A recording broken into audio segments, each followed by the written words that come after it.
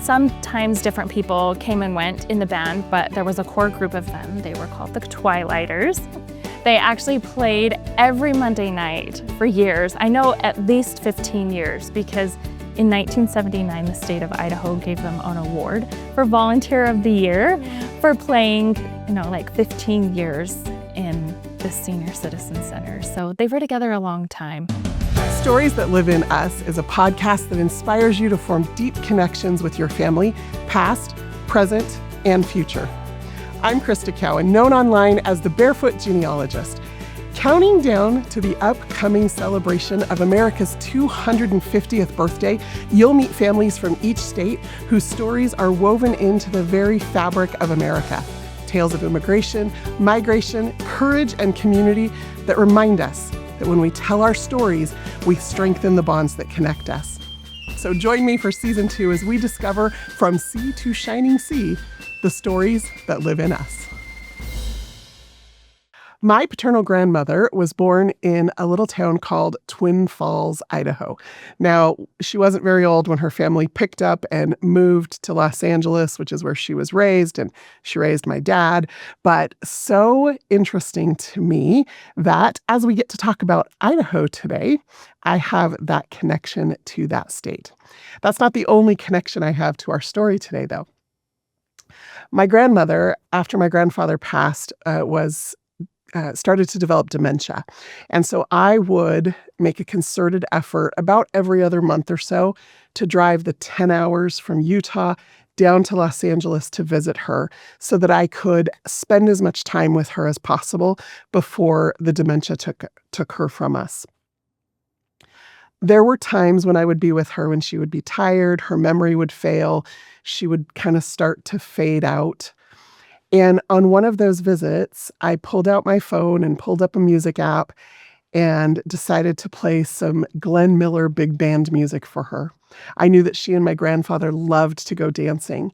What I didn't expect was how her face would immediately brighten and how it was almost like her memory returned, but her memory was from that time in her life. And she would start to share stories again.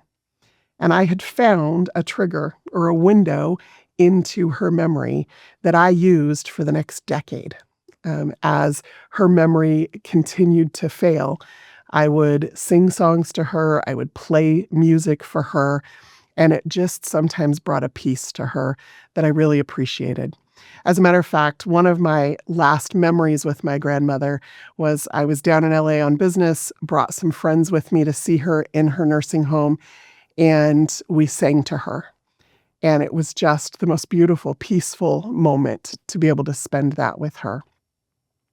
As I think about the effect of music on my grandmother, music is kind of like a time machine. It can take any of us, whether we have dementia or not, back to a place and a time in our lives. You hear a song, you connect it with a memory. Sometimes you can feel the emotions and smell the smells, and certainly it connects you with the people. That is what our guest today has in common with my story of my grandmother. Jen Iverson is a Gen X mom of young adults and teenagers who loves family history. And she has such a passion for making sure that stories get passed on, that photos tell those stories, that she engages with the people in her life, the young adults and the kids, to be able to pass those stories on. But how those stories have come to her is a story that she is going to share with us.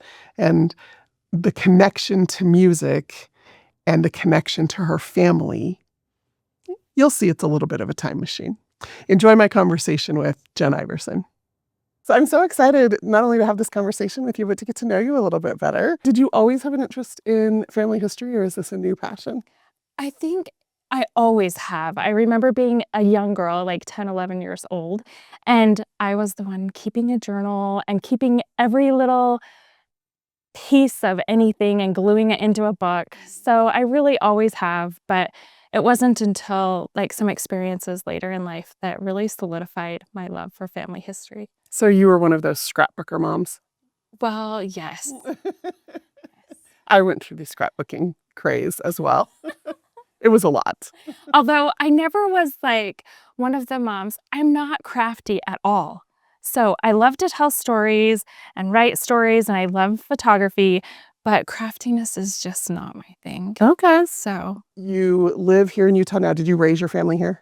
yes, Okay. I moved to Layton when I was 17. Okay. And So so where did you grow up? I kind of grew up all over. My dad's family, my mom's family are both from Pocatello, Idaho. Okay. But I was born in South Dakota as a child. I lived my summers in South Dakota and my winters in South Texas because my family owned a migratory beekeeping business. What? I need to know all the things. Right? It just was something that happened. My grandpa was in an accident and in the 70s, and he was ran over by a train in Pocatello. And so he ended up buying a beekeeping business in South Dakota, and my mom and dad got married and then went out to help him. And so, yeah, we lived there and did that life until I was like middle elementary school years. And they had to move the bees. Yes, so they would because of the weather. Yes, so they would produce all year long. That's amazing. I literally have never heard of that. I learn something new every day. Yeah, my dad still has bees. We have all kinds of honey. That's so fun. Yeah. So did your grandfather stay in Idaho? No, he actually, in the 70s after he got ran over and healed, then he bought that business and moved to South Dakota. Yeah, and he stayed in South Dakota until he died in 2023. Okay. So did you have any connection to Idaho other than through family history? Like, did you visit there as a kid? Did you have? Yeah, so after we left South Dakota, we lived in Idaho kind of my middle growing up years. My mom and dad were both born and raised there, kind of generational. A few generations have lived there. Okay. So Let's see if I can remember this. My great-grandparents died in Pocatello. Oh, really? Yeah, my great-great-grandfather was the superintendent of janitorial services for the university. And Really? so they moved there when my grandmother was probably a teenager. So she talks about visiting her grandparents in Pocatello. And so I've always had fond memories. And then I went to school in Rexburg. And so driving, back and forth through Pocatello all the time. Yeah, it's a great area. It is a darling little community. But it's obviously grown a ton, but super sweet community. And so you had this connection to this place that your parents were raised. And were you raised with family stories? Absolutely. Yeah, I think I just was raised with a real sense of family. My dad's family especially is very close. My mom's family is close, maybe not so much. Her mom died when she was 18. So, they had some hard years where my grandma had breast cancer. And so it was hard for them. So maybe not quite as close. But her great-grandparents stepped in and really, really helped them and helped raise those kids. Oh, that's lovely. And then how big is your dad's family? Large. My dad is the oldest of 5. And he still has 3 siblings that live in Pocatello. And my great-grandparents moved there in, I can't remember off the top of my head what year, but they bought a hotel out in Arco and ended up in Pocatello. And so, yeah, it was just... Out in Arco. I know where Arco... You know where Arco is? Yeah, my grandpa, my dad's dad, lived in Blackfoot, went to high school there. And so... Yeah. So crazy. All these little towns in Idaho are so fun, and they all have kind of their own little personality, which I love. I dated a guy from Blackfoot once, and so I've spent a little time there. Like I mentioned, I went to school in Rexburg. Like that whole little corridor of that part of Idaho. It's beautiful, and I just love the little communities so much. Tell us about your great-grandparents. My great-grandparents were Arnold and Fern Steed. They lived in Pocatello on the corner of Poplar and Jefferson. They lived there for a good long time, over 50 years. And they were just wonderful people. Did you know them? I did. Okay. Yeah, I did. My great-grandma didn't die until 1999. Oh, wow. So I was pregnant with my first child when she died. Yeah, Amazing. she died in July and I had my child in August. But he died in 1985. So I was 8 when he died. So I don't have a ton of memories of him, but I do have memories of him playing with his band and neighbors gathering to listen to him and just good memories. Yeah. So I love that. Not many people, I mean, a lot of people don't know all four grandparents, much less to have known and had a relationship with great grandparents. That's really special. it is really special, and I was fortunate enough to have three great grandmothers alive for all of my growing up years. Yeah. So, is this particular couple on your dad's side or your mom's side? My mom's. Okay. It's my mom's grandparents. And they're the ones who kind of stepped in and helped when her mom died. Yeah, they are wonderful people. I love that. How many children did they have? They had 3. My grandma, they just weren't able to have a lot of children, and she had one a few years after they got married in the 30s, and then another one in the 40s, and another one in the 50s. Oh my goodness. So my mom has an uncle that's just barely older than her. That's amazing. Yeah. I mean, I can't imagine having children in 3 decades, but well done her. I can't imagine either. Yeah, like you'd think you were just about done, like your kid's going to be a teenager soon and then you have another baby. Yep. That's a lot. Yeah, it would be a lot. Wow. So, what, like, as you think about time you spent with your great-grandmother in particular, because you knew her the longest, did she share stories? Or was it just more of a, like, living in the moment kind of a relationship? She didn't share a ton of stories, but I did get to spend quite a bit of time with her and even with my grandpa when I was little. So I think, I just have good memories. She always had a cassette player in her kitchen. And even long after my grandpa had passed, she would put those tapes in and listen to his tapes. I'm sure it brought her a lot of comfort. So that music is very familiar to me. And she was just a good woman. Very hardworking, very thrifty. I mean, every piece of tinfoil she was saving, every soaps, she would, mash them all together when they would get small. Just, you could tell she grew up during the Great Depression and she had some hard things in her life. Yeah, that frugality, not only very much children of the Great Depression, but also just that part of Idaho too, right? Like that's my grandmother was born in Twin Falls, and like she was the same way. Like she used to take saran wrap and rinse it off and put it on the front of the cabinet to dry. Like little thing, like you're like, there's more saran wrap, but she just was going to use everything up. And I always was kind of flabbergasted by that as a child, but as an adult, I can kind of appreciate it. You can. She was thrifty. Yeah, that's crazy. So talk to me about your great-grandfather's music. You knew he grew up or he played in a band, but was he always musical his whole life? Did he play more instruments than just one? So I remember him playing the drums and singing. He has this really rich voice that is just very unique and just kind of booming. So when you hear it, you're like, oh, I know whose voice that is. But he played the drums. I swear I remember him playing the accordion. My mom says, yeah, I think he did, but not in the band. So, but I remember him gathering. He always had his drums set up in his garage. They had a detached garage. His drums were always set up in there. And they had this overhang on outside of their garage. And I remember summer nights, him and his friends gathering to play, and neighbors would come and listen. So I remember little glimpses of hearing him play, and they would play in local malls and senior citizen centers. They just went all over. And did he do that as a career when he was younger, or that was just his passion? No, he kind of hopped jobs. He worked for the Union Pacific Railroad some. He did woodworking. He and my grandmother owned a little cafe in town for about 15 years. And then he and my grandfather owned a dry cleaning store in the 70s. So music was just his passion. Yeah, he loved it. I love that so much. That's so fun. This band of his, did they have a name? Did they play together like all the time? Was it different people in and out of the band? It sounds like sometimes different people came and went in the band, but there was a core group of them. They were called the Twilighters. They actually played every Monday night for years. I know at least 15 years, because in 1979, the state of Idaho gave them an award for Volunteer of the Year for playing, 15 years in the Senior Citizen Center. So they were together a long time. A lot of community events they did. And was it their own music, or were they playing covers? They were playing covers. Okay. Yeah. No, your grandfather never got into writing music? No, not that I know of. That would be really fun. But lots of catchy old songs that they were playing. From like the 20s and 30s or All all eras? kind of all eras right in there.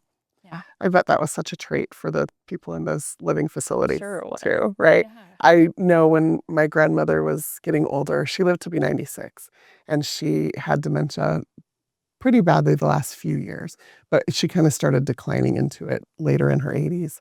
And whenever I would put on big band music, she would just perk right up, and then her memories would start to flow. Like, she never was really in the present, but her memories from the past, because of that music, it was such a beautiful thing to watch that happen.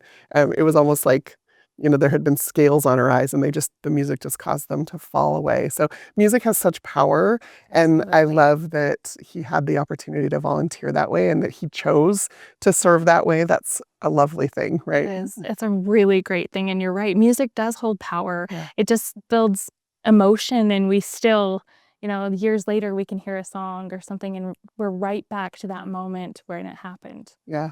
So last November, you were at your uncle's. Yes. And there was some things that happened. Why don't you tell us about that? So I have an uncle who lives in a skilled nursing facility. And every year, my mom and I, and my little brother will go in, clean out his room good, and decorate it all up for Christmas. And he had this trunk that was under his desk that he could not reach. He's in a wheelchair. And so we pulled it out, and sitting on top is this brown case of cassette tapes. And we opened it up, and I didn't really believe, I wanted to believe so badly that it really was what was written on the tapes. And he was like, yeah, those are Grandpa Arnold's music. And I just couldn't believe that we'd actually found recordings, because not even 2 days before, I had spoken the words, what I wouldn't give to hear Grandpa's music again. And then to 2 days later, find this just treasure of his music. Do you want to see it? Yes. Okay. I love that you brought all this stuff. I brought it. I had to bring it all. You know what? It tells a story too. I mean, look at my great-grandmother's tidy handwriting on here, right? All of them. Cassette tapes. And these were made in the 70s? Yeah, 70s and early 80s. Like, one says 1980, but and I've labeled them. You've labeled them, but she also wrote on them. Yes. And before you had a chance to listen to these, did you trust that's what was actually on here? My parents record stuff all the time, and I never trust. Right? That was my hardest thing. My uncle swore that these really were recordings of Grandpa, and I just kept thinking, there is no way. And so I hesitantly trusted and wanted so badly for them to be what they are. That's their address? Oh no, that's where it was happening. So this says the Pocatello Mall. So she even made notes of where they were recorded. That's amazing. Yeah. So great. What a treasure. Yes, absolutely. So my uncle gave me the tapes. He just said, take them, do whatever with them. So I took them, and it kind of came home. I couldn't find a cassette player in all of the neighborhood. I'm texting friends, texting neighbors. Do you have a cassette player? Nobody had one. It was Monday evening. So the next morning, that next Tuesday morning, bright and early, I showed up, box in hand at the FamilySearch Center in Layton, and they had a cassette player? They had a cassette player. Did you know they had one? Too. Yes, I did know. I've spent some time there working on various projects, and I did know they had a cassette player. So yeah, I plugged it in, put the headphones on, and what was that moment? Amazing. Like, I just cried. In all honesty, I put the headphones on, and it's funny, I don't even know how I picked that tape out of there, but the first tape I put in was a duet of my great-grandparents singing.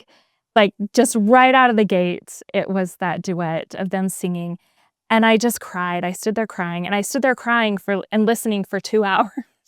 And the cute missionary kept coming up to me and patting me on the shoulder and bringing me chocolate. And I was like, they're happy tears. Oh. It was just so special and so wonderful to hear their voices again. So wow. That was great. Had she always sung with him, or was that kind of a treat?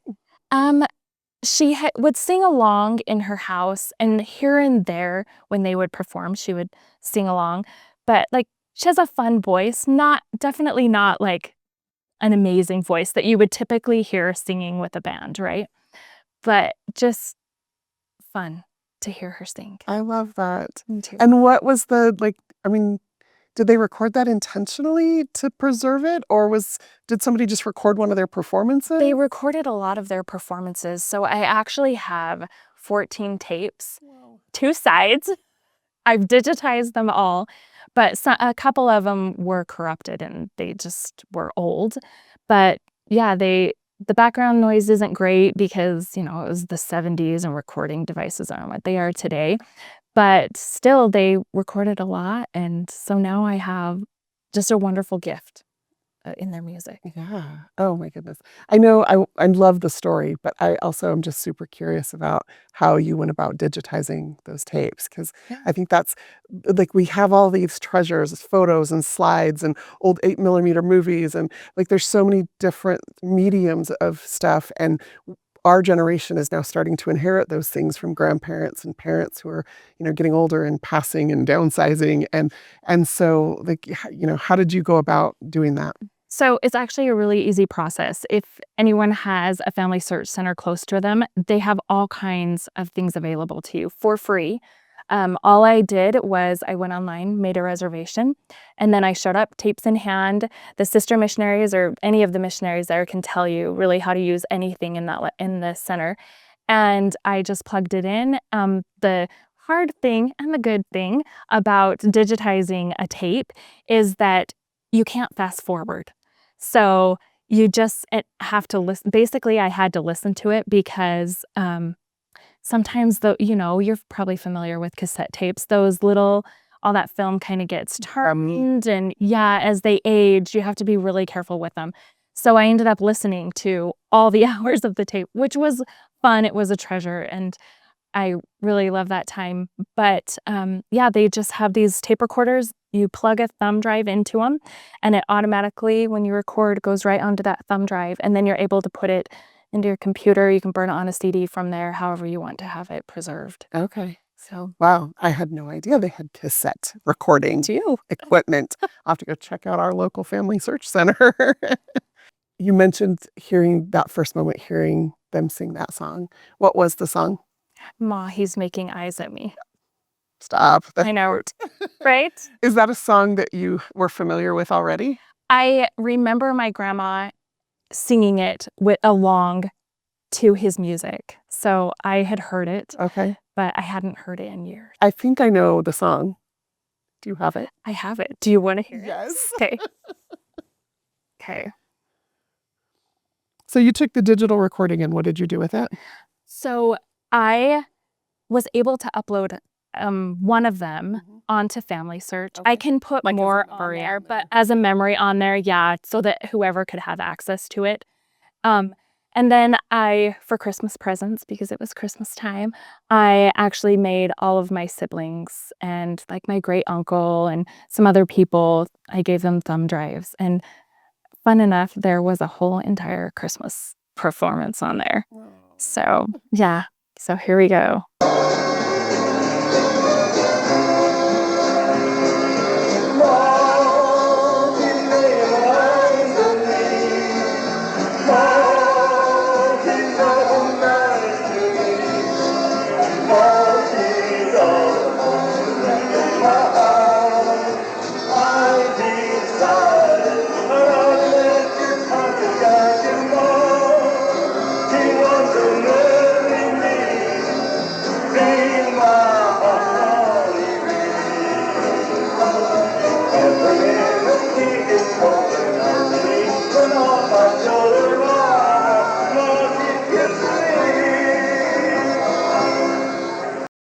He has a very distinct voice. You're right. Yeah. Like boomy. Yeah. And she just sounds like she's having a ball. Right? That's so fun. And that, like, how many instruments are going there? You know what? I don't know in this one how many are going, but all sorts of fun band. It sounds like there's a lot of people there. Was it one of the senior centers or? Yes, that recording is at a senior citizen center in Pocatello, Idaho. I believe it was called Hillcrest Haven was the name of it. Random that you know that. I know. I just remember that off, He walked around singing just randomly all of the time. And so I was looking up on those tapes is just some incidental recordings of them playing games. And so it just gave me a little tidbit, a little view into what their life was like at that moment in time. They loved card games. And then also there is some like practice sessions on there of just him a cappella singing, which I loved because then it was just his voice alone, which was really special.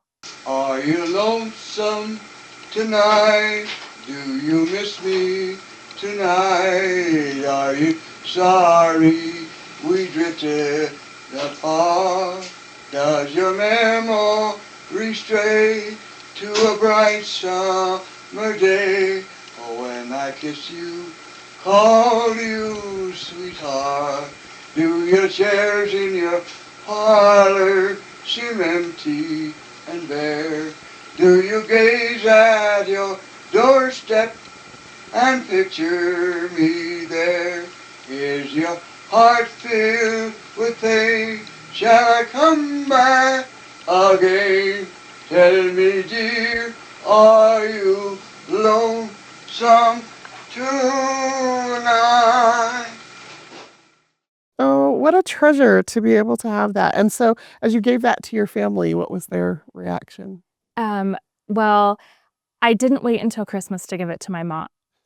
That first day after I came home from the library, I kind of messed with it a little bit, put it on the computer, and then I couldn't wait any longer. I just FaceTimed her. She's literally 5 minutes away. I was like, you have to hear this.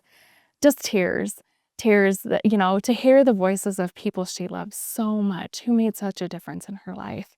It was just great.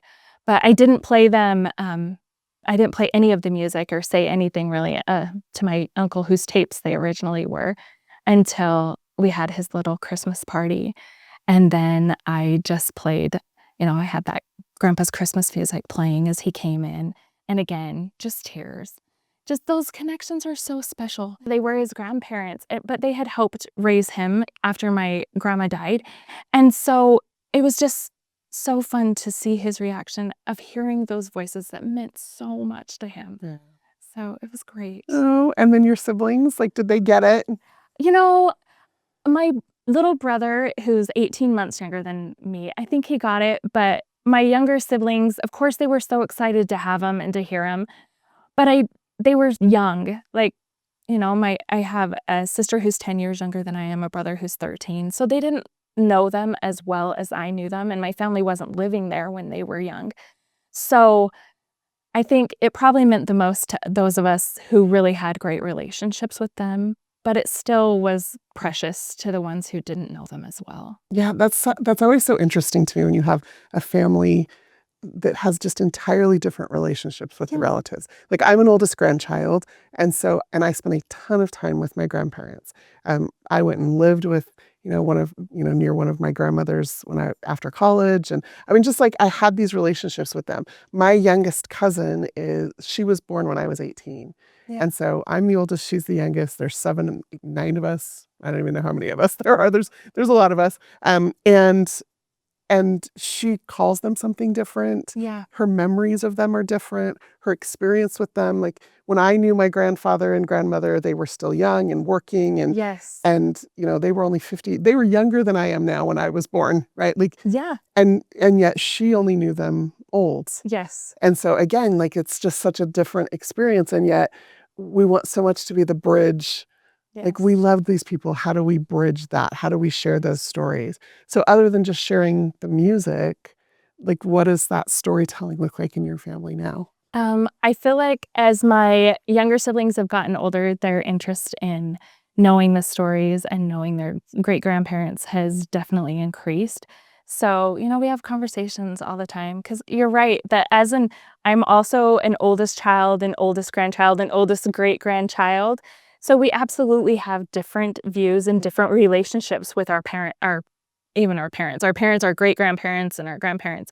And so it's been fun to share those things, like, because we do remember them young and active. And I remember, gardening with my grandma or my grandpa from the other side. Like, I lived close to him when a lot of my other cousins didn't have that opportunity.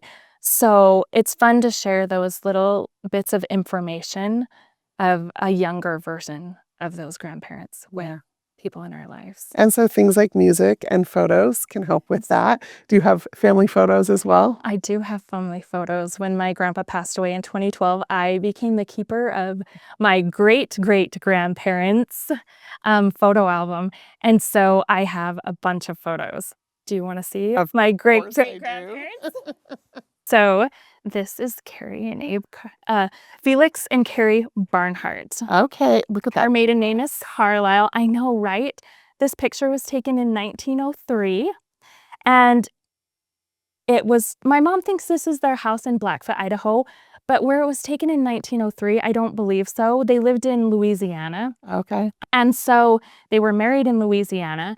And then they had 2 children there. But my great-grandmother was born in Driggs, Idaho. Okay. So sometime between the birth of their second child and the birth of their third child, they left Louisiana and they went to Driggs, Idaho. Okay. Why Driggs? I have no I mean, idea. it's beautiful. It is beautiful, and I cannot figure it out.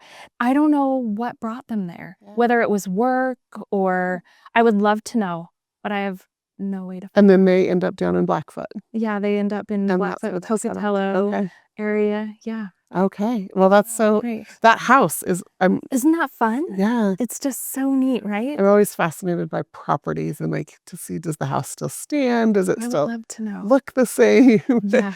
Yeah, that's my grandparents' house. The people who bought it demolished it and rebuilt. And so the last time I was in LA, I was just like, I don't even want to go drive through the neighborhood anymore because it's not their house anymore. It's not the same. Do you get up to Idaho to have you ever done like a little family history tour? Or? I haven't done a family history tour per se, but we definitely get up there. So my great-grandmother and grandfather, whose music we listen to, they're buried in Ingham. My grandparents are buried in Ingham. My grandmother on my dad's side, my great-grandparents on that side are all buried up in Shelley. They were from the Shelley area. So definitely have people all over. And I still have uncles and aunts and cousins that live up there. So we get up there quite often. I love that. What does it mean to you to be connected to Idaho that way?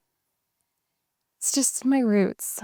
I love the people who are there so much. I love that state. I have such fond memories of, years spent vacationing up there with my family and my extended family.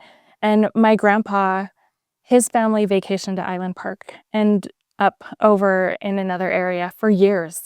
They vacationed there. And we still go up there most every year to Island Park, to Buffalo Campground, and fish the river and float the river. And it's just really special to me to have those roots there. Just a place that we've been going for years, for generations of my family gets to visit there. Do you think that will carry on into the next generation? I absolutely do. My children love to go up there. They all make every effort they can to get up there with us when we go. And we still vacation with my uncles and aunts and whoever's available. We still go up there. It's like a little mini family reunion. It is, absolutely. I love that. Well, thank you for sharing your family with us and sharing your love of Idaho with us. Idaho also has a fond place in my heart. And so I always love talking to people about places that I'm familiar with, but I can tell how much they all mean to you as well. They do. I love them dearly. So thank you.